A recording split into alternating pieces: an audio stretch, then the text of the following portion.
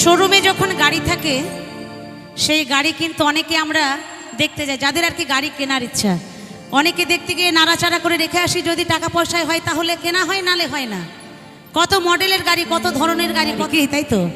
তা চলুন সেই ভাবধারা নিয়ে গানখানি।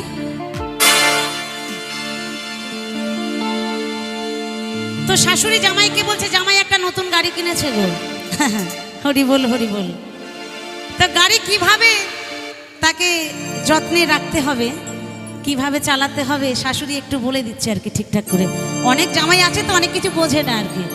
হ্যাঁ, তাই বলছে, শোনো জামাই রাজা, হ্যান্ডেল করি সোজা। বুঝেছো জামাই? যারা জামাই আছো তারা একবার হাত তোলো। আহারে